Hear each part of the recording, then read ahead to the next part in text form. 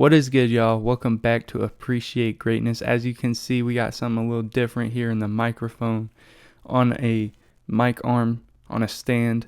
I love it. I hope y'all love it. I hope the quality is great. But today, we're going to be talking about the 2016 offseason. What made it so infamous? All the contracts that were just terrible, that were just thrown out, and why they were thrown out. I hope y'all go on to enjoy this video. If you do, like, subscribe. Let's get right into it. So we're going to be starting with the smallest contracts, and we're going to move up to the largest contracts. Now, that doesn't mean these small contracts aren't horrendous, but we will be just starting with those small ones, and then we'll move up into some big and bigger numbers as we get through the video. So we're going to be starting with the smallest contracts, and we're going to move up to the largest contracts. Now, that doesn't mean these small contracts aren't horrendous, but we will be just starting with those small ones, and then we'll move up into some big and bigger numbers as we get through the video. The first one we're going to be talking about is Tyler Johnson signing a 4-year, $50 million offer sheet for the Nets that the Heat actually did match, as Tyler Johnson was a restricted free agent. The offer was seen as a necessary overpay for the Nets to try to pry him away from the Miami Heat, but the Heat wanted to keep the point guard, and for good reason.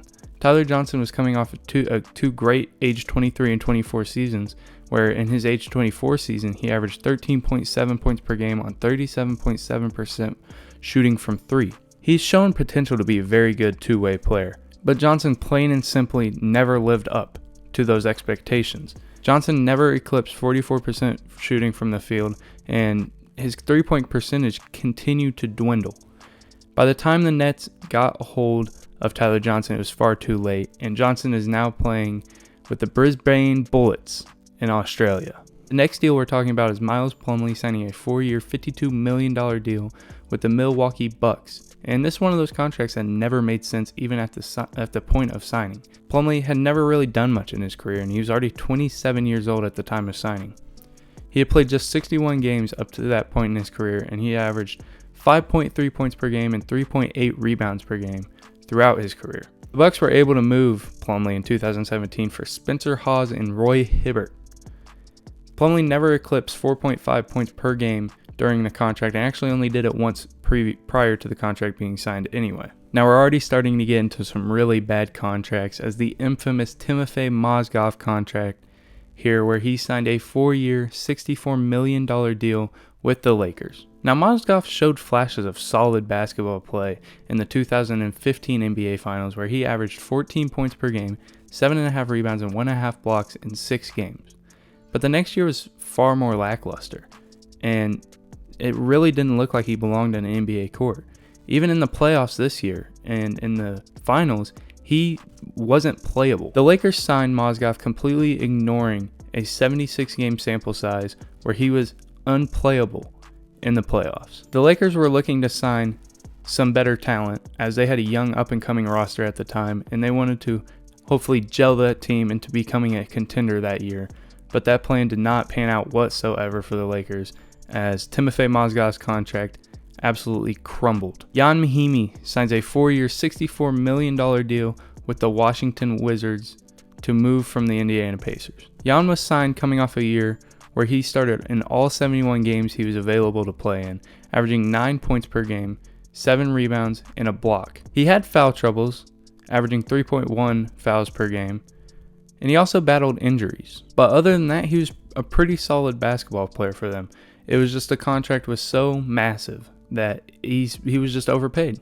Kent Bazemore signs a 4-year, $70 million deal to re-sign with the Atlanta Hawks. Bazemore was signed to this contract coming off a year where he showed slight 3-and-D potential.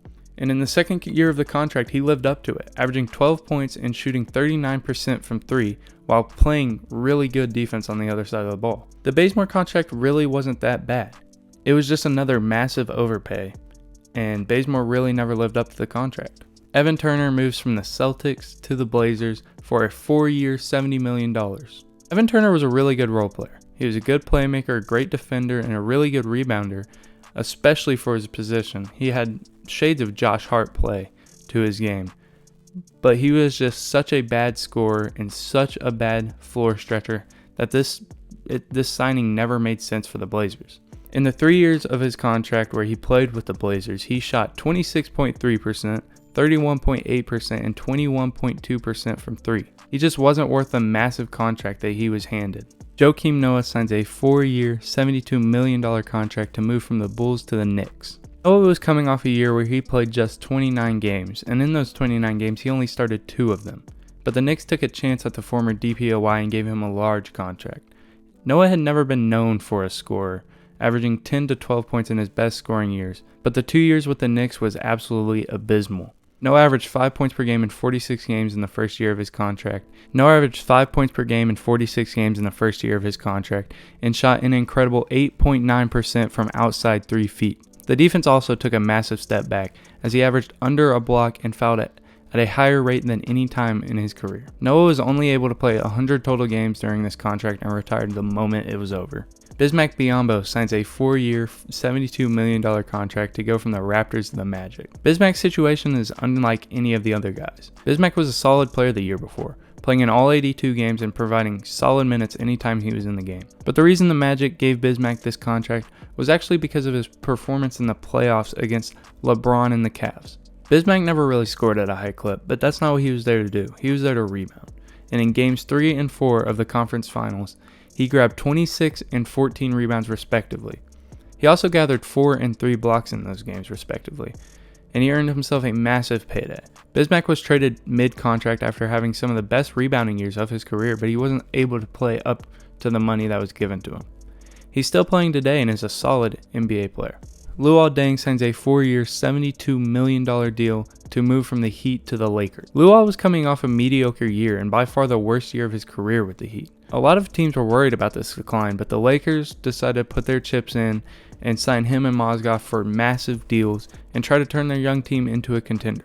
Luol played 56 games in the first year of his contract and shot less than 40% from the field. Deng played 1 game the next year, and in the third year of his contract played just 22 games, and that would be it for Luol Deng's career. Ryan Anderson signs a 4-year, $84 million deal with the Rockets. Anderson was definitely looked at to be a good signing. He averaged 17 points per game the year before and provided really good floor spacing as he shot the 3 really well. During the first year of his contract, Anderson performed incredibly well, averaging 13 points per game and shooting 40% from 3. This added a great option for the Rockets to stretch the floor with. The next year he shot just as well but didn't start as much. The last 2 years of his contract was incredibly underwhelming as Anderson moved to the Suns and then the Heat and was just terrible. A big reason for the rise and fall of Anderson was at the time of the contract he was one of just few bigs who could really stretch the floor and shoot the 3. But then other bigs came into the league, and these guys were more athletic and could not just shoot, but they could also defend and were better all-around players than Anderson was. Hassan Whiteside signs a 4-year, $98 million contract with the Miami Heat. Hassan's contract made a lot of sense at first. Whiteside led the league in blocks with 3.7 while only starting 43 games the year before, and this massive contract was signed. Hassan was and still is a fantastic rebounder and was a pretty solid role man in the pick and roll. The reason this became a bad contract is because the league was trending towards centers who could either stretch the floor or have switchability on the outside, and Hassan fit neither of those roles. He continued to have great stats throughout the contract, but he just wasn't skilled enough offensively or defensively to have that impact show through what the box score said. Chandler Parsons signs a 4-year, $98.5 million deal to move from the Mavericks to the Grizzlies. Chandler Parsons' case is kind of sad more than anything, especially knowing the fact that major injuries derailed his career. He only played 90 games under this contract after a multitude of injuries. In the first year of the contract, he was just completely terrible, and though things got better the next year where he shot 42% from 3, he only played 19 minutes per game, and it went downhill quickly from there. Chandler, in all honesty, probably deserved this contract.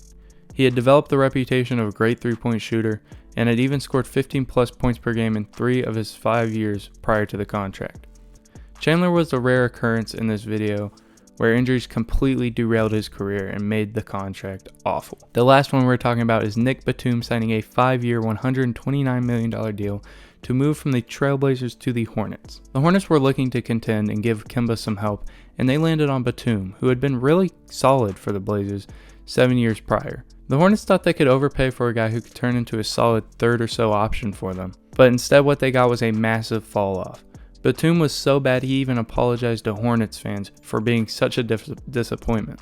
The really bad part about this contract was that just last year, the Hornets were still paying Batum $9 million. I hope y'all enjoyed this video. This was kind of an adjustment period for me because this is a brand new setup completely for me, and it's going to take some time for me to adjust to it, but I hope y'all enjoyed. I hope the video wasn't too bad. If it was good, go ahead and subscribe because this is probably my least favorite video I've ever recorded. So I hope y'all enjoy. I'll catch y'all next time. Peace.